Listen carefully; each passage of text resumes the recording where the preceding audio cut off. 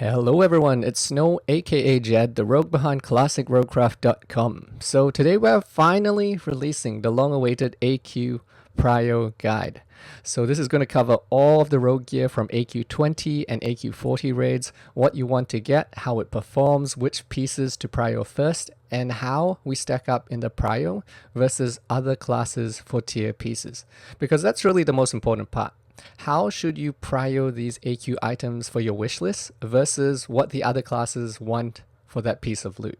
Because how much other classes want each piece of gear affects how easy it's going to be for you to pick it up yourself. So let's dive in. But first, as always, this video is brought to you by you guys. If you like to help support Classic Roguecraft and all of this free content, you can head over to twitch.tv/snowme and hit that subscribe button.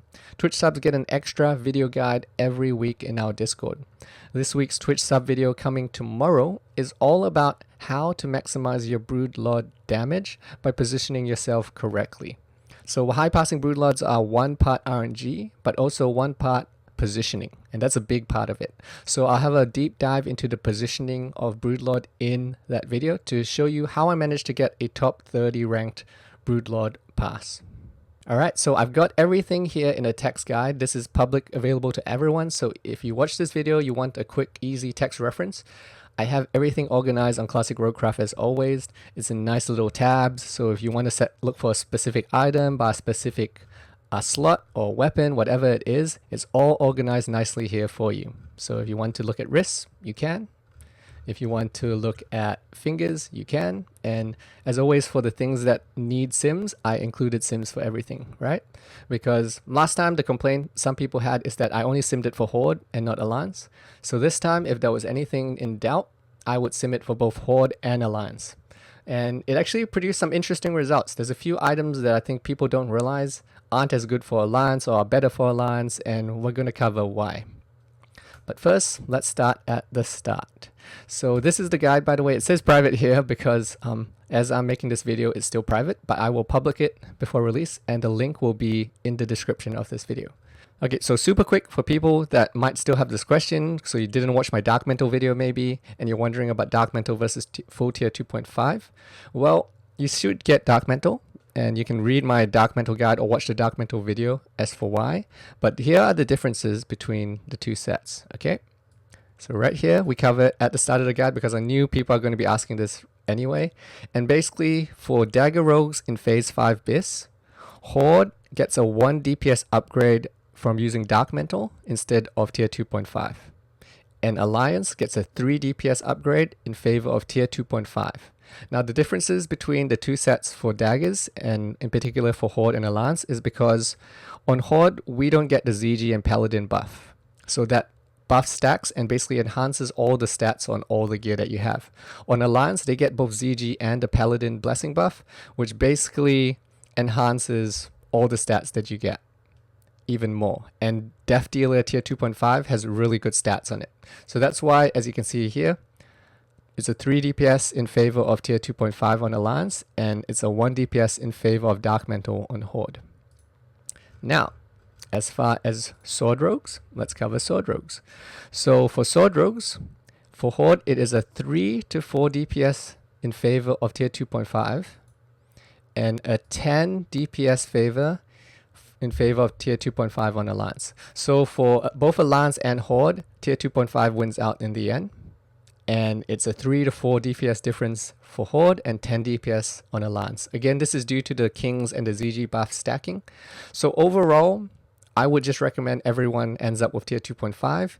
But at the start, everyone's going to have Dark Mantle anyway because it's really good. So if you want the full Dark Mantle breakdown, it's all in my Dark Mantle guide. So we're not going to go in depth here. I'll have it linked below in the description as well. But let's get into the actual AQ stuff. Okay, so now let's get into actual AQ loot. So this is AQ 20 first we're going to cover. AQ is broken up into AQ 20 and AQ 40. So there's two raids. AQ 20 is kind of like ZG in that it has a shorter cooldown. It has good loot, but not necessarily all BIS loot. So there's some good items you can pick up. We're going to cover which pieces are good, which pieces aren't good, and yeah, I'll show you which pieces you want. But out of everything in AQ 20, you want the Veiled Shadow set, particularly as a dagger rogue. So sword rogues may be able to look past this, but all dagger rogues should definitely be looking at this set. Now, what is the Veiled Shadow set and why is it awesome? Well, it is a 3 set that you can get, and this stacks with your Dark Mantle, by the way. So if you're transitioning into phase 5 with your Dark Mantle, this is all offset pieces. So you can stack both Dark Mantle and the Veiled Shadow set. And it's basically 3 pieces that give you a set bonus that gives you minus 10 energy cost for your Slice and Dice ability. Now, if you're a rogue, you know Slice and Dice is our bread and butter. So minus 10 energy cost actually works out really well. And particularly as a dagger rogue, because one of the items is a dagger already. So it makes it really easy to integrate as a dagger rogue. So the 3 items you want for this is first the Dagger of Veiled Shadows right here. Now, with all 3 items, you need Cenarian Circle Rep. Okay, so this is the Silithus grind. You know, for a lot of people who have been prepping for phase 5 have been grinding that Silithus faction. The good news is that AQ20 gives rep every time you clear it. It's basically like ZG all over again. You can buy your way there, you can farm your way to faster exalted rep, but just by doing AQ20 on lockout, you will naturally hit exalted without doing anything. So it's really just a question of how fast do you want to get exalted. If you're really hardcore, you might grind to exalted right now, or you might just wait until AQ20 comes out and then you can just do it a couple times a week and get exalted that way. Right? So it's totally up to you how fast you want to get these. But basically the set is amazing. Okay, so you can see here it requires Exalted Cenarian Circle Rep for the quest reward and a Qiraji Spiked Hilt Drop. Now all of these 3 Veiled Shadows items basically require a boss drop from one of the bosses in AQ20. So they'll drop off one of the bosses and you turn it in with your Exalted Cenarian Rep and a few pieces of mats that also drop in AQ20 and you get these quest rewards. Now this dagger is actually on par with a Corehound Tooth or a Dragon Fang Blade. It actually even outperforms it in a couple of sims I did by a tiny little bit. So you can think of this Dagger of Veiled Shadows as a Corehound Tooth or slightly better than a Corehound Tooth. So it's a very good dagger just by itself, even if you don't get the full 3-piece. Now the next piece is the Cloak of Veiled Shadows. So this one requires Revered Cenarian Circle Rep and another boss drop from AQ20. And when you turn this in, you get this cloak here. You can see it's got 1% hit, 18 agility, 11 stamina. Really great cloak. This actually beats out every cloak in phase 4 that we have right now, except for the Pucin Cloak, which is the world boss cape that drops from Azuragus in the open world. So most people will not have that cloak. So it's going to be worth picking up for most people just by itself alone already. 1% hit and 18 agility is a lot of really good stats. Next we have the Band of Veiled Shadows. So this, out of all 3 pieces, this is probably the worst piece, but when put in a set, it's actually still pretty good. So this one only requires Honored Cenarian Circle Rep and a boss drop. Now, it's got 18 agility, 11 strength, 8 stamina. So the stats aren't really that great for this ring. But in the 3 set, it actually works out really, really well. And here are the DPS numbers. So you guys know I always sim everything and check it. So who will want these items? 2 people, or 2 sets of people. So all dagger rogues coming into phase 5, you're going to want to transition into this Veiled Shadow set because it doesn't interfere with your Dark Mantle or anything else. These are all offset pieces. So you're all going to be wanting to try to get this. Now the second set is maybe non-human rogues who are still missing Maladaf. It was actually still a DPS upgrade for non-human sword rogues who are missing a Maladaf. Now if you have a Maladaf already, or you're a human rogue and you're using swords, then this doesn't apply to you. Don't take this. But if you're not, then this is something you can consider. So here are the sims, right? So you get an 11.27 DPS increase if you get the Veiled Shadow set and you come in with full phase 4 BIS, basically. So that's just a pure DPS upgrade you get from using this item. And this is all simmed at 90 seconds with full world buffs, BIS enchants, and the upgraded backstab and eviscerate ranks. Now, if you are a sword rogue and you're not human and you have no Maladaf, it is a 5.6 DPS increase. So not as big, right? So it's not as major because obviously it doesn't fit ideally. It's a dagger in your offhand. It's not going to synergize perfectly with your sword spec, but because of the 3-piece bonus, it's still a 5.6 DPS increase. Now, would I recommend this for every sword rogue missing Maladaf? No. Obviously, I wouldn't prio this over dagger rogues going for the set. But let's say no other dagger rogues need it, then by all means, if you're a sword rogue with not human and no Maladath, then this is a DPS upgrade if you want to use the Veiled Shadow set. Okay, now let's talk about the rest of the AQ loot. Now I only cover the purple gear here really because the blue drops are really meant to be used as kind of pre-BIS gear. They're not really gear that we'll be talking about in any BIS list or anything like that. Now weapon-wise, we have the Qiraji Sacrificial Dagger here. So this is an okay dagger, right? It's not terrible, but it's worse than both Corehound Tooth and Dragon Fang Blade. And even Fang of the Faceless from ZG is slightly better than this. So you would only really pick this up if you're upgrading from non-raid weapons. Now next we have the Sand Polished Hammer. Now this is just basically a mace, so it's not a bad weapon, but it loses out to all the other raid weapons, and mace spec isn't really ideal for PvE. It's more of a PvP thing. So it's worse than the Claw of the Black Drake if we're comparing entry-level weapons, and I would consider Claw of the Black Drake an entry-level weapon from Blackwing Lair. It's worse than that. And basically this is again similar to the dagger we just covered, which is that it's something you would only really pick if you're still using non-raid weapons in your main hand. Now next, let's cover chests. So in AQ20 is the Thick Silithid Chest Guard. So this is worse than both Tier 1 and Tier 2 chests. You're pretty much only picking this up if you want it for resistance gear. Next we have feet, so the boots of the Vanguard.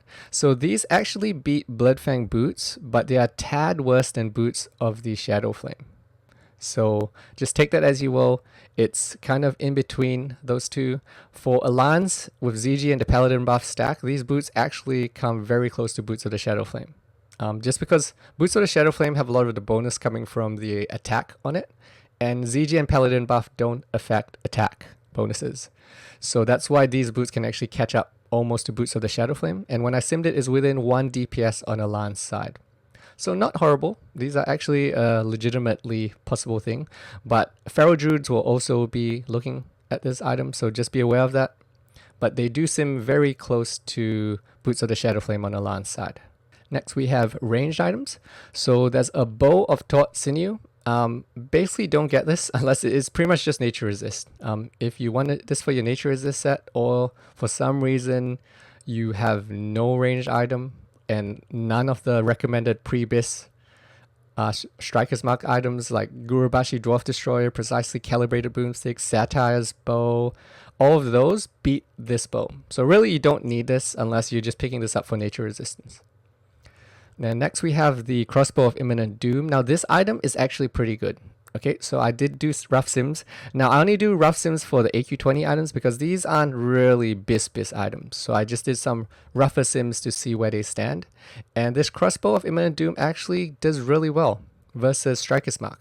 On the Lance side with the ZG and the Paladin buff stacked, it has the potential to actually outsim Striker's Mark 2 by less than 1 DPS though. So you can essentially think of this as a Striker's Mark in the DPS sims. So if you're a rogue, you've been doing MC since the start and you still don't have a Striker's Mark, this is a very valid pickup for your BIS list. Now for back, we have the Sandstorm Cloak. So this is not very good. Basically, it's usable in a PvP scenario maybe. And for some people who want to stack dodge for soloing things, this is also possible. Or maybe in PvP, you want to make a dodge and defense set. But for PvE purposes, you don't want the Sandstorm Cloak. Now for neck is the Choker of Shifting Sands. So this drops from Osiren's Head Turn quest. It's similar to how like you turn in Onyxia's head and you get this quest reward. So this is okay, but it's worse than both Onyxia Tooth and Presto's for PvP. So you really will never be getting this. Every rogue at least has Onyxia's Tooth Pendant at this point, or can very easily get that. So there's no real point in getting this, unless you're getting this purely for the stamina and PvP. Okay, so those are the AQ20 items. Now I won't go too much into, I guess, prio for AQ20 because a lot of guilds are just going to be YOLOing it for AQ20. There's going to be a lot of rolling. Maybe they'll just prio mains and let the mains sort it out for themselves. So they're going to treat AQ20 a lot like ZG. As I said, it's going to be very similar to ZG where it's a little bit more loose and you're not really as worried about DKP or Loot Prio lists and all of that for AQ20. Now AQ40 for rogues is where it gets serious. We don't have really any crazy contested items in AQ20. So the main one we have is that Veiled Shadow set. So this set that I covered before, this Veiled Shadow set is very good. But AQ 40 is where the good stuff happens. Now, first, let's cover tier 2.5 because this is what everyone wants to know. How will we do with tier 2.5? How contested is it? Will we actually have a chance of finishing our tier 2.5? Well, let's cover it right now. Okay, so firstly, this is what tier 2.5 looks like. You can see it. I'm not a big fan of the helmet, obviously. But the rest of it, I think it looks not bad, actually. It's just the helmet looks really weird on undead rogues. But this is what it looks like. And it has these set bonuses. So it has the 3-piece bonus, which is reduction in cooldown for your evasion, which, let's be real, that doesn't really do much for us. And then we have the 5-piece bonus, which is 15% increased damage to your eviscerate. So that piece is actually good, although for dagger rogues, they don't benefit as much because dagger rogues only really eviscerate once in a fight when we have adrenaline rush going, really, and we don't really eviscerate outside of that. But just the raw stats on tier 2.5 are good enough that dagger rogues still won their tier 2.5. Now, let's talk tokens. Okay, so the thing to know about this is AQ armors are no longer just the armor drops straight off the bus. They drop tokens instead. And here's what you need to know about these tokens. So 1, tokens drop from buses instead of armor. So as I just said, it's a token system now. The buses will drop a token and you turn in that token with some materials and you get a piece of loot, right? So for example, here I mentioned Vicidus drops the qiraji bindings of command. Then you turn those in with a few other mats from AQ 40 for your tier 2.5 boots or shoulders. Okay, now tokens are shared with other classes. So this is what you need to know. But the good news is most people don't care about their tier 2.5. In fact, rogues are one of the few classes that actually care about getting full tier 2.5. So we only actually share our token prio with warriors and shamans. No one else cares about any of the tokens that we need, right? So already we cut down a lot of competition. Those are the only guys that even look or care about the tier 2.5 set. Or rather, this is how it should be, assuming you're in a competent guild with people that understand their loot decisions. No one else besides rogues, warriors, and shamans will be after these tokens for the ones that apply to rogues. Now, the cool thing here is that tokens are 100% drop rate, which is really, really awesome. So not only do we have low-ish competition among the classes, because no one else really wants tier 2.5 besides 2 other classes, but they drop every single time, guaranteed. So because they're really low interest and they drop 100% every week, if you're in a good guild, rogues are going to be full tier 2.5 eventually. Even if you don't prio any gear, you don't care about your tier 2.5 drops, you're going to get tier 2.5 eventually if you're in a decent guild that's clearing every week, because 100% drop rate and a low amount of interest in it just means that in a few months everyone will have full tier 2.5 guaranteed, basically.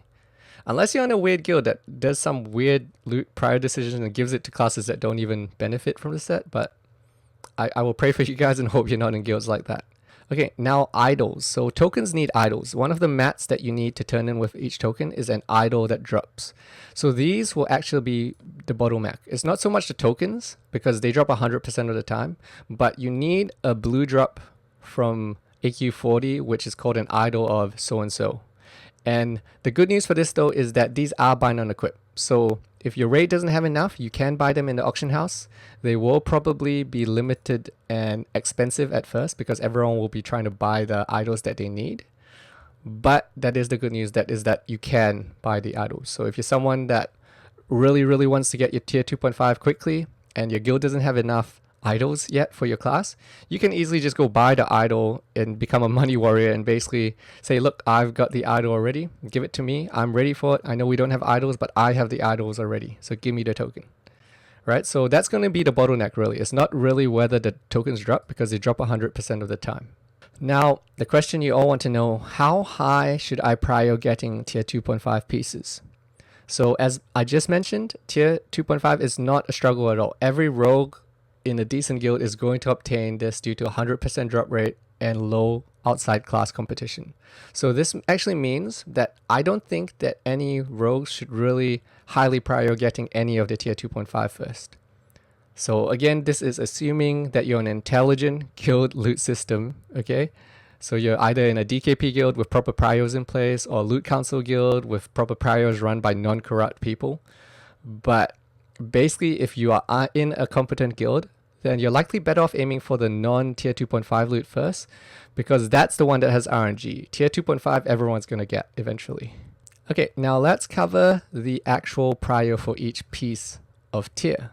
Like who gets it first between the shamans and the warriors? Do we get it first? Who gets each piece first? Now, Deathdealer helm is the helmet. So this is a very good helm. Obviously, all of us want this.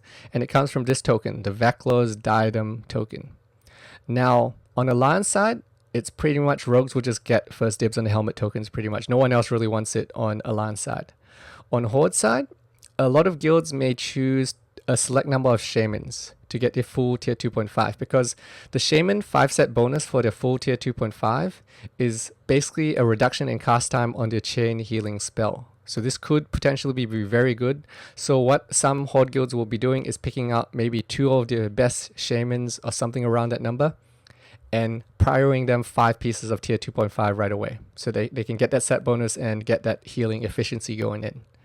So the Wrath token prio is going to look something like this. So selected shamans first, and then rogues, and then others.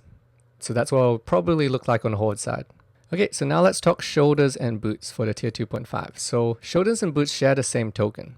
So you can take one token and you can either get the shoulders or you can also get the boots. So this goes for all the classes on this token. And it basically means that we're going to be sharing them a little bit more here. So it gets a little bit more complicated, but they come from the qiraji bindings of command, and this is what the prio is probably going to look like. Okay, so it's probably going to go warriors first, because for warriors the shoulders are the abyss. Pretty much I think for the rest of classic maybe. These are the BIS warrior shoulders. All of them want these shoulders, and it's very good for them. So warriors will probably get the first dibs. Both the tanks and the DPS will probably want these shoulders first. Then it's probably going to go to rogues. Then it's going to go to rogues for the boots. Okay, so in particular, rogues without boots of Shadow Flame, probably give them the tokens first. And then boots for rogues without the boots of Shadow Flame. Okay? And then finally after that, you'll probably go to warriors for the boots. And outside of the warriors and the rogues for this particular token here, no one else really needs this token. We only share it with hunters and priests, and they don't care, or they shouldn't be getting this token. Now let's talk legs. So legs are very good. Now legs are one of the pieces that you'll be using even with Dark Mantle, so it's a pretty good pickup item, and it comes from this intact high drop from AQ40. Now again, rogues and warriors are the only ones who want this token for their 2.5 legs. Warriors do want them because even though they have the alternative, which is Titanic leggings for DPS warriors, a lot of them still want tier 2.5 because it has more balanced overall stats for the legs. So this is roughly the price going to look like. So maybe warriors, the tanks, if your guild needs it. So anytime I mention tanks, this is going to be very dependent on your guild, right? Because maybe your tank doesn't need it. Maybe your tank is not carrying about threat at all. He's way up there, whatever it is. But most likely, this is probably going to go to your tanks first. And then is going to be divided among the rogues and the warriors after the tanks, the DPS warriors. So this is going to depend on, obviously, the performance of each individual rogue, of the warriors. Is everyone on the same page? But after the tanks, this is going to go to the rogues and the DPS warriors, and then others. Okay? Now, let's talk chest. So chest is the really contested item out of all the tier 2.5 pieces. But even then, it's not so bad because, again, 100% drop rate. It drops every week from this token of Cthun. Now, for prio, it's going to look something like this. So you're going to have it going to your warriors and your shamans first, particularly the warrior tanks, and then your selected shamans who are going for the full 2.5 tier set. And then after that, it's probably going to go to rogues and DPS warriors. Now, a lot of DPS warriors may actually opt for another drop called the Breastplate of Annihilation. So it's not really guaranteed that every warrior is definitely going to go for these right away. So just keep that in mind. But after the shamans and the tanks, it's going to go to warriors and DPS warriors and rogues. So yeah, that's all 5 items. You can see that really there's not a huge line for a lot of these items, right? Warriors and shamans for some of them only warriors. So everyone's going to get the tier 2.5. I would not be worried about this unless your guild has some really weird prio setup where you don't care about what's actually being used and you just random off stuff, if your guild has any sort of prio list that makes sense, it's not going to be hard to get tier 2.5. So even if you're the last rogue, you don't care at all about tier 2.5, you're happy with Dark Mantle, you're still going to end up with a full set. Because at some point you're going to run out of shamans and warriors to give this to, and you're going to end up with the tokens. Right? So this is why I recommend for your prio, you don't put tier 2.5 on the prio list at all. Just focus on the non-tier 2.5 items, because tier 2.5 is guaranteed. Almost. Okay, now let's talk about the fun, juicy stuff. Weapons first. So Death Sting. Death Sting is absolutely gigantic. So you can see for any actual BIS items here, I simmed them for both Alliance and Horde, just to know the rough DPS numbers. And Death Sting for a Dagger Rogue is a 40 DPS gain on average. It's absolutely a gigantic upgrade. This is going from Perdition's Blade. 40 DPS is massive, right? A DFT is 20 DPS upgrade.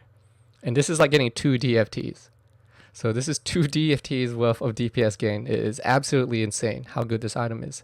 And you're going to be using this even in phase 6, because even though you can get Kingsfall Dagger in phase 6, you're going to swap the Death Sting to your offhand, because the Dagger skill here is way too valuable. So the Dagger skill lets us obviously swap out our ACLG. This is the dream item for all Dagger Rogues. And even if you have a Blessed qiraji Peugeot, it's still a 15 to 20 DPS gain over that if you're using a Blessed qiraji Peugeot in your main hand. Right, so this is how good this item is. This, if you're Dagger Rogue, this is obviously your number one choice.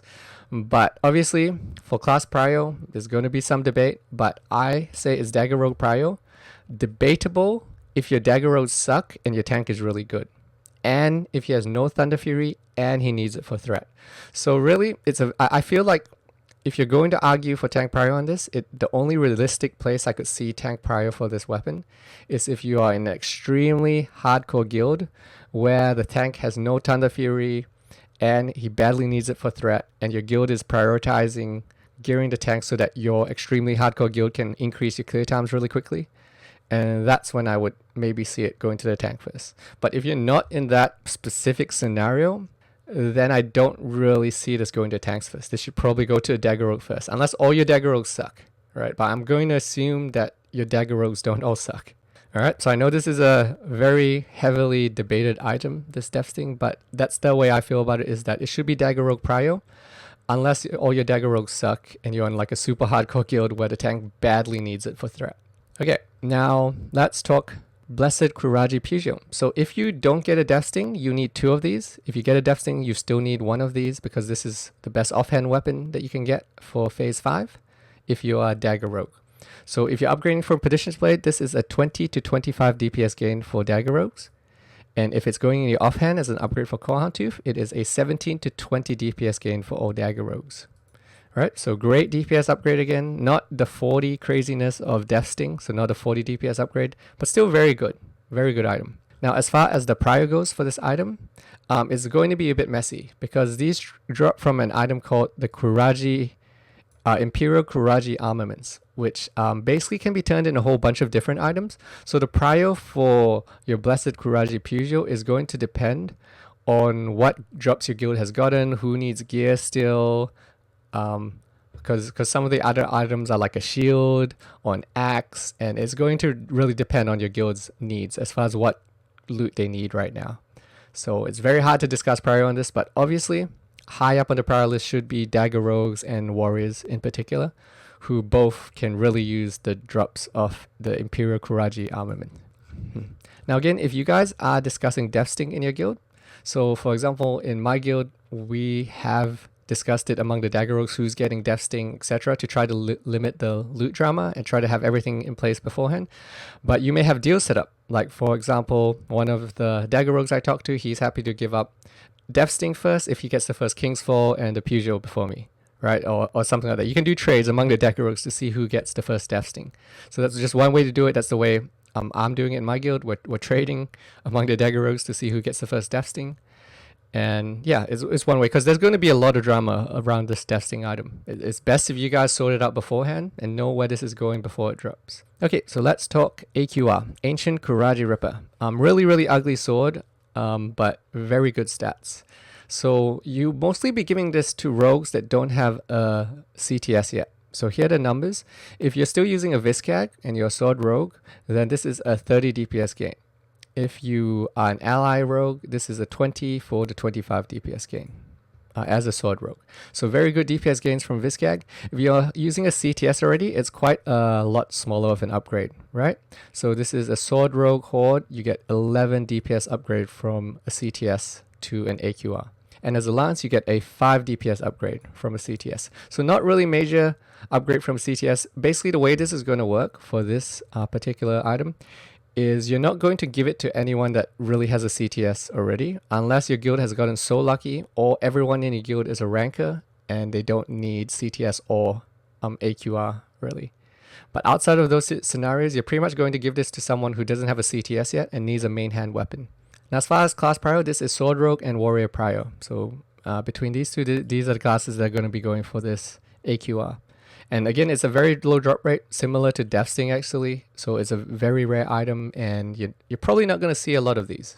So it's good to discuss the prio and who's getting these beforehand. Now, Silithid Claw, the final weapon on our list, basically trash. I love claws, but this is a big no. Don't get this. The speed's way too fast. It's not good. If you want a claw, go get a Claw of the Black Drake from Blackwing Lair. Okay, head item. So head item, we have the Guise of the Devourer. This is a DPS downgrade for tier rogues. Obviously, Feral Druids will love this helmet, so there's no reason to take this for rogue in PvE because it's a DPS downgrade. Let the Feral Druids take this. The only place I could see a rogue using this is maybe to stack stamina in PvP or in a dodge set. But definitely this is Feral Druid prio, and rogues won't want this for PvE. Now next we have neck. So we have the Barbed Choker. Now this actually sims as a DPS loss versus both Prestos and Onyxia Tooth Pendant. Right? So on Horde side it is a 7 to 8 DPS loss. On the Lance side it's an 8 to 9 DPS loss versus Prestos of Nefarian. And versus Onyxia Tooth Pendant, it's a 2 to 3 DPS loss. So yeah, don't take this basically. There's no reason to take this neck for PvE. You can maybe grab it for PvP purposes, but in general, this is probably going to go to other people that might want it. I don't see rogues ever really wanting this thing. Okay, Pendant of the Qiraji Guardian. Pretty much no reason to take this for PvE. So it's actually not bad for PvP. So if no tanks want this, then you could be a PvP rogue picking this up to stack defense and stamina. But a lot of PvP rogues actually would have taken the Nefarian Quest necklace over the ring in the previous phase. So yeah, really no big deal about this. You don't really care about this necklace. Amulet of Foul Warding. So this is just nature resist gear. That's pretty much all it is. It's just nature resist gear. Let's cover shoulders next. So shoulders is Mantle of Wicked Revenge. So this is a DPS loss versus Deathdealer shoulders. This is not something you want, really. I don't see any reason for rogues to pick this up. Even versus tier 1 Night Slayer shoulders, this is same DPS or very, very minor DPS gain on Alliance. So 1 to 2 DPS gain for Alliance rogues versus Night Slayer shoulders. So basically, you're not taking these. These are going to Feral Druids as class prio. Now let's talk back. Now back is where we have a couple choices, but actually not really many choices. So you're going to want the Cloak of Concentrated Hatred here. So this is a DPS gain versus Cape of the Black Baron. So as a dagger rogue on Horde, it's 6 DPS gain. On swords as a Horde, it's a 7 DPS gain. So you can see the DPS gain is in that 6-ish range for all rogues. And it's basically compared to this one, which is the Cloak of the Fallen God, which is a 6 to 7 DPS gain, 8 if you're a sword ally rogue. So very similar numbers, roughly. You're in that 6 to 7 DPS range for most rogues between these two cloaks, the Cloak of the Fallen God and the Cloak of Concentrated Hatred. Now, the thing about this, though, is that the Cloak of the Fallen God, this one, is coming from a quest drop that drops off Cthun, similar to like the Nefarian head, and the other quest rewards are way better than the Cloak of the Fallen God going to rogues. So casters will really want the quest drop that gives this item. So you're not going to get this pretty much. It's going to be, if you want the Cloak of the Fallen God, you're not getting it for a long time, unless you get it in a pug or something like that. So all the rogues will definitely want to be aiming for Cloak of Concentrated Hatred. 6 to 7-ish DPS range, very, very solid upgrade. Okay, now as far as class Prio for Cloak of Concentrated Hatred, rogues should be very high on the Prio list for this, and possibly some tanks as well. DPS warriors actually have another cloak option from AQ20, so they won't want this Cloak of Concentrated Hatred as much. Now, as far as other cloaks, we have the Cloak of Golden Hive. So this is pretty much not a PvE item. It's a DPS loss for rogues versus Cape of Black Baron. Purely a PvP back maybe, if no tanks want this for some reason. Now let's look at chests. So again, you're going to be getting Deathdealers. So this is really rogue.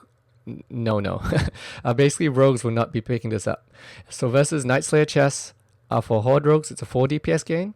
And versus Alliance rogues, it's a 5 DPS gain. So it's actually a gain from tier 1, but then it's a loss versus Bloodfang. So as soon as you swap to Bloodfang, this Vest of Swift Execution is a 11 to 12 DPS loss for Horde, and a 12 to 13 DPS loss for Alliance.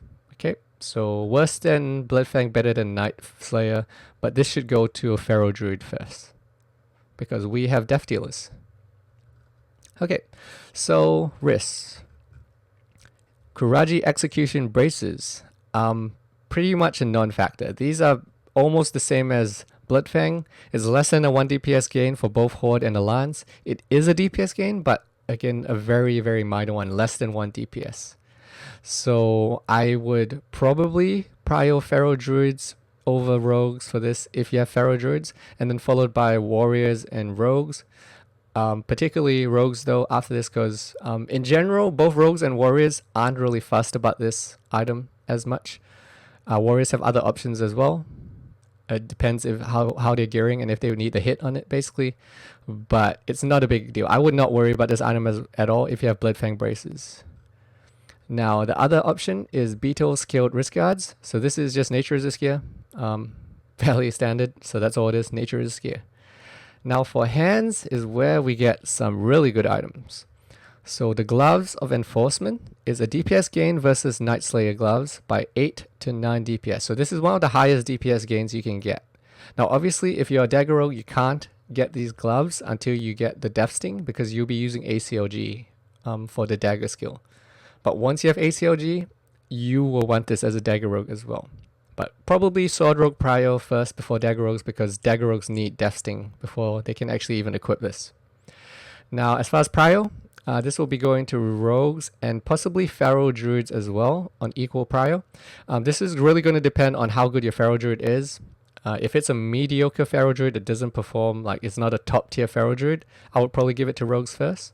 But if it's a top tier Pharaoh Druid, I would probably could see the argument that he's equal Prio with the Rogues. And then as well as this Warriors, some Warriors might want this as well. Okay, now as far as other gloves, we have Gloves of the Hidden Temple.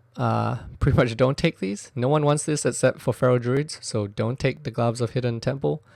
We have the Baal Carved Gauntlets. These are pretty much only for Nature Resist set. So this is just a DPS loss versus tier 1 gloves or ACLG. Now as far as waist goes, we have the Belt of Never-Ending Agony. So this is an interesting one, where I found the Sims changed a lot here, based on Horde or Alliance. So versus Bloodfang Belt, for Dagger Rogues on Alliance, it was a 6 to 7 DPS gain. And the same for Sword Rogues on Alliance, 6 to 7 DPS gain. For Horde Rogues, it was about a 10 DPS gain. So the reason for this difference is because look at the stats on it. A lot of the stats are on equip bonuses. Attack power, crit, hit. These are not being affected by ZG and Paladin buffs, which means alternatives like, let's say, the Bloodfang Belt, which has a lot of stats on it, are getting boosted on the Alliance side by the ZG and Paladin buff, which basically means that it performs actually a little bit less good on Alliance side as it does for Horde side, because Horde's Wind Fury actually benefits well from attack power as well.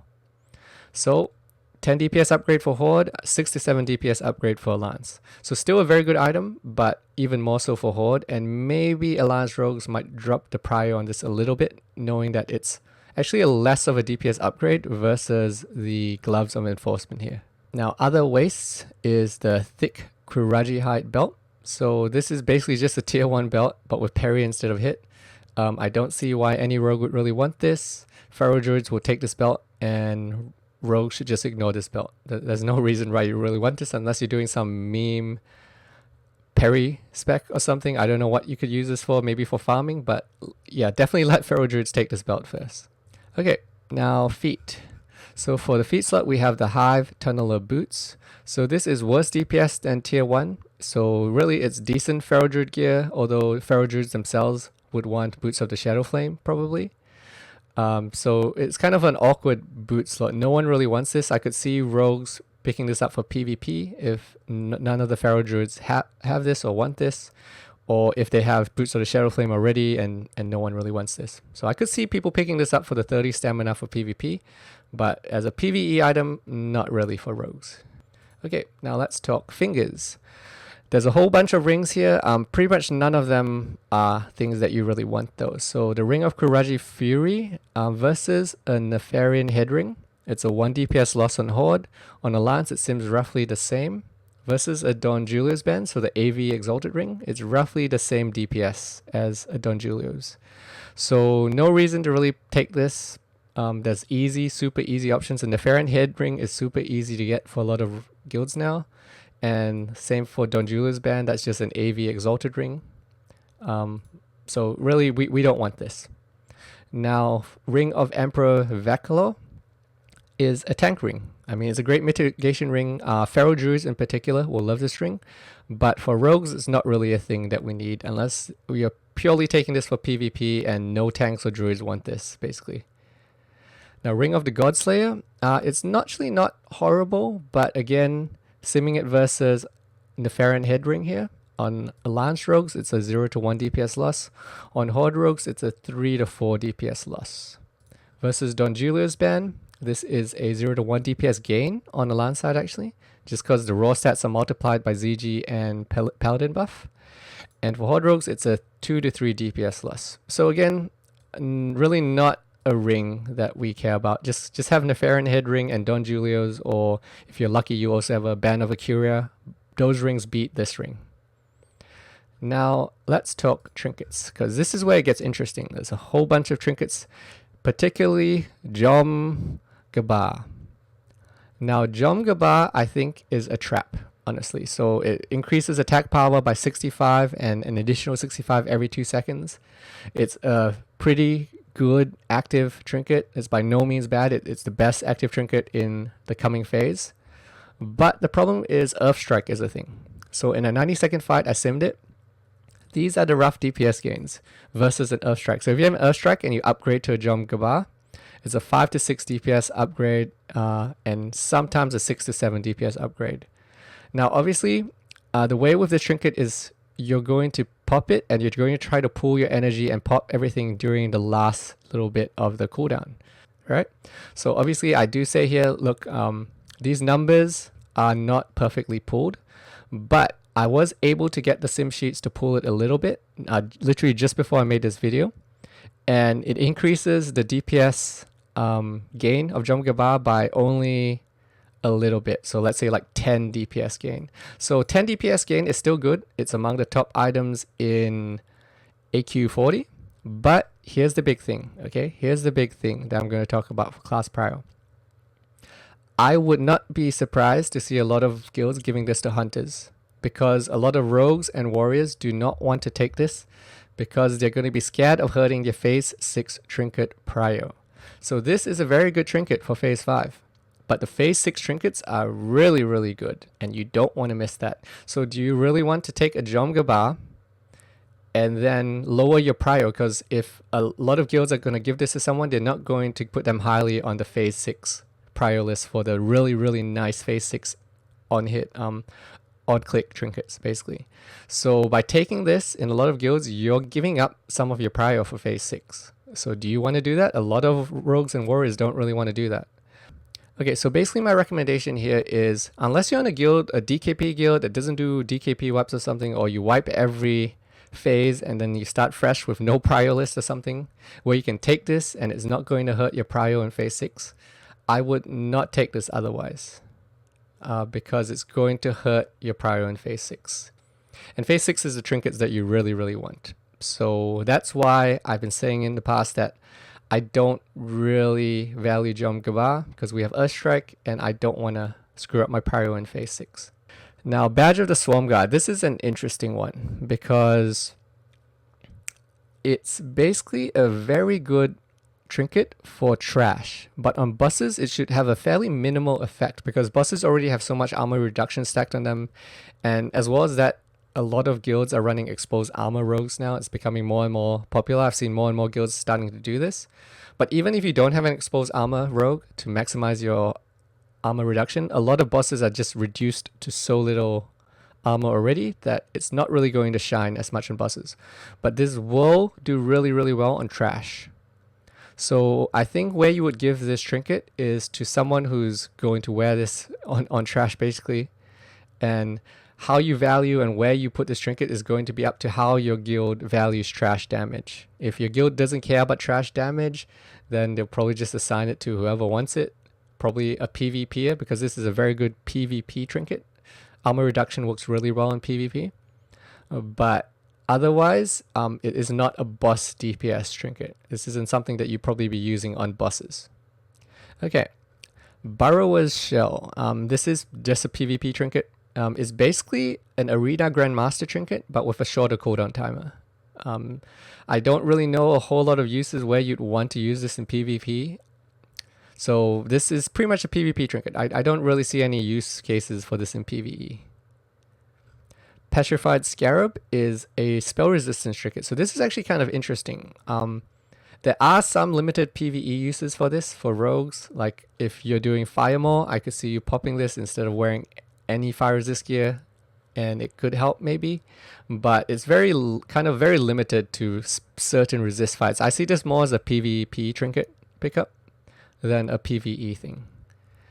Okay, now ranged items, this gets a little bit interesting. There's actually a couple not bad options. So the Huron's Stinger has 18 agility. It's versus Striker's Mark. It's actually only a 1 to 2 DPS loss on Horde side, which is not bad. On Alliance side, it's a 1 DPS loss, or less than 1 DPS loss. So it seems very, very similarly to a Striker's Mark on Alliance side, just due to the ZG and Paladin buff stacking again. So a very decent pickup if you don't have a Striker's Mark. And the next one is Larvae of the Great Worm. Now this one is interesting because it actually beat Striker's Mark in some sims. So for Alliance Rogue, it was between a 0 to 2 DPS gain, and for Horde Rogues, it was a 0 to 1 DPS gain.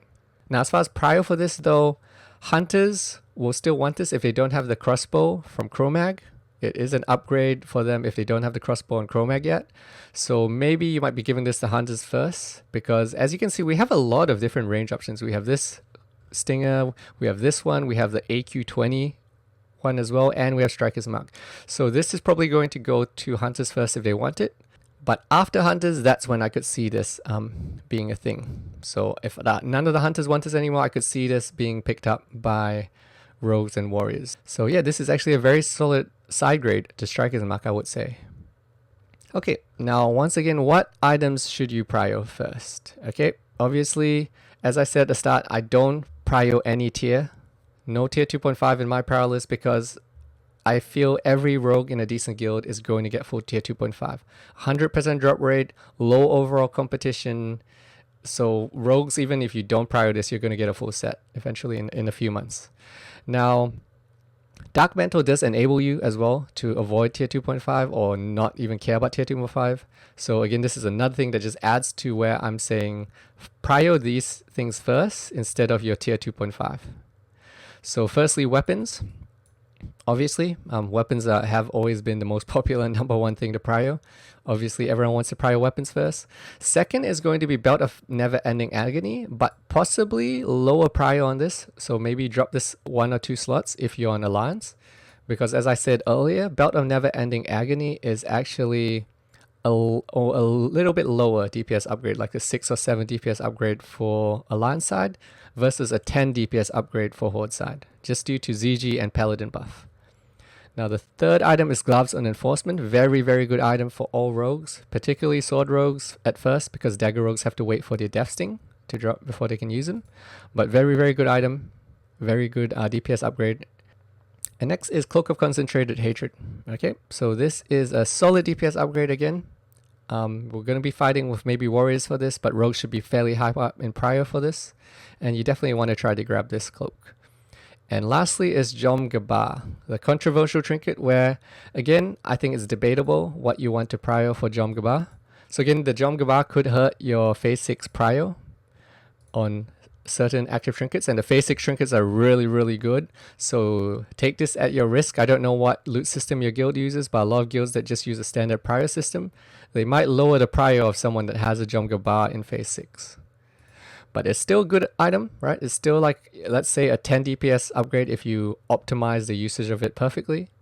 But it's obviously not the be-all end-all when we have Earthstrike.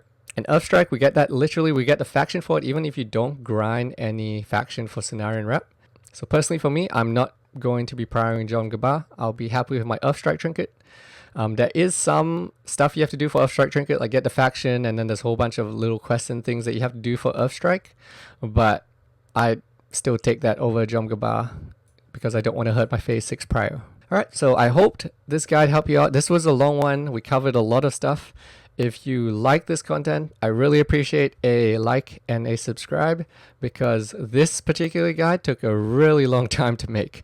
There were a lot of sims here. I promised people that I would sim for Alliance as well as Horde in all future guides, so this one took a really long time, a lot of sim work to get all the rough DPS numbers for everyone here. So I hope you liked this guide. I hope it was helpful to you. And as always, if you want to help support all of this free content that I make, you can head over to twitch.tv/snowme and hit that subscribe button. Again, Twitch subs get an extra video every week in our Discord. And this week's video is all about Broodlord positioning to maximize your DPS. So you can head over there, get yourself some free extra videos and help support the free content I create. And again, if you're not already in our Classic Roguecraft Discord, it's open to everyone, not just subs, so feel free to join even if you're not subbed on Twitch. We have almost 3,000 members inside our Discord now, so come say hi, come hang out, come talk about raid performance. It's super active. I'm always in there all day, every day practically, unless I'm sleeping. So come join our Discord and I'll see you guys in the next video.